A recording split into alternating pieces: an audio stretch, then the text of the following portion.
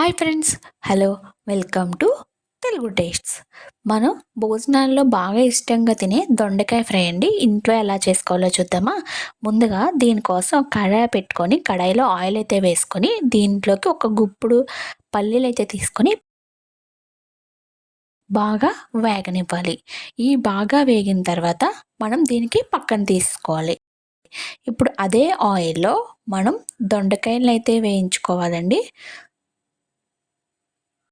దొండకాయ ముక్కలు మాత్రం ఇలా పొడవుగా కట్ చేసుకోవాలనమాట. అంటే దొండకాయని ఒక 4 పార్ట్స్ అయితే ఇలా నిలువుగా కట్ చేసుకోవాలి. దీంట్లోకి పండ్లయితే తీసుకోకూడదు. కొంచెం పచ్చిగా ఉన్నయయితేనే తీసుకోవాలండి. అయితే మనకి త్వరగా ఏగుతాయి. కొంచెం క్రిస్పీగా కూడా ఉంటాయనమాట. పండయితే అంత బాగా ఏగదు. ఎక్కువ టైం పడేస్తది. కాబట్టి కొంచెం పచ్చిగా తీసుకొని ఇలా పొడవుగా ఒక్కొక్క దొండకాయని 4 ముక్కలుగా కట్ చేసుకొని వేపుకోవాలనమాట. ఈ వేపుతున్నప్పుడు మంటయితే మనకి సిమ్ నుంచి మీడియం ఫ్లేమ్‌కి కొంచెం కొంచెం కన్వర్ట్ చేసుకోవాలండి. ఎక్కువ హై ఫ్లేమ్‌లో పెట్టి ఏగితే మాత్రం పై నల్లగా అయిపోతాయి. లోపలైతే అస్సలు ఉడకవు. మనకి ఆయిల్ కూడా చాలా వేస్ట్ అయిపోద్ది. ఇప్పుడు నేను ఇక్కడ ఇంత ఆయిల్ అయితే వేసాను కదా! ఈ ఆయిల్ అంతా పీల్చుకోకుండా మనం దొండకాయ ఫ్రై అయితే చేసుకుంటాం అనమాట. ఇక్కడ అదే స్పెషలు. ఇలా సిమ్‌లో పెట్టి వేయించుకోవడం వల్ల ఏమవుతుందంటే మనకి ఆయిల్ అనేది అస్సలు పీల్చుకోదు. చూడండి దొండకాయలు వేగిపోయాయి. మనం ఎంత ఆయిల్ ఏసామో ఆల్మోస్ట్ అంతా ఉండిపోయింది చూడండి. అలా సిమ్‌లో పెట్టి వేయించుకోవడం వల్ల అలా అవుతదనమాట. ఇప్పుడు ఫస్ట్ అయితే వెల్లుల్లిపాయ ముక్కలు వేసుకొని వేయించుకోవాలి. తర్వాత దీంట్లోకి కొంచెం జీలకర్ర, మినపప్పు, శనగపప్పు, ఎండుమిర్చి వేయించి కాసేపు వేగనివ్వాలి. ఈ వేగుతున్న టైంలో మనం ఇందులోకి కరివేపాకైతే వేసుకోవచ్చండి.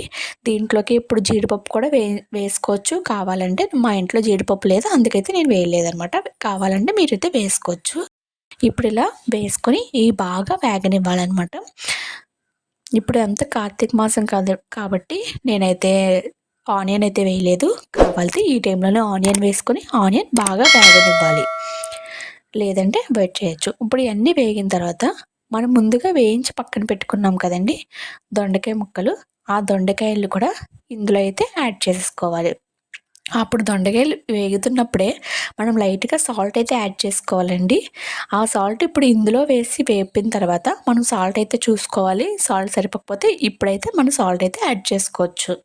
ఇప్పుడు ఈ రెండి కలుపుకున్నాం కదా! కొంచెం ఘాటది దీనికి పట్టే తర్వాత మనం ముందుగా వేయించి పెట్టుకున్న పల్లీలు కూడా ఇందులో వేసుకొని లైట్‌గా కారం పొడి జల్లుకొని ఒక్కసారి అటు ఇటు కలిపేసుకుంటే మనకి ఎంతో టేస్టీగా ఉండే దొండకాయ ఫ్రై అయితే రెడీ అయిపోయింది. ఇదొకసారి మీ ఇంట్లో అయితే ట్రై చేయండి. ఈ వీడియో మీకు నచ్చినట్టయితే లైక్ చేయండి. మరిన్ని వీడియోల కోసం మన ఛానల్‌ని సబ్స్క్రైబ్ చేయండి. Thank you for watching.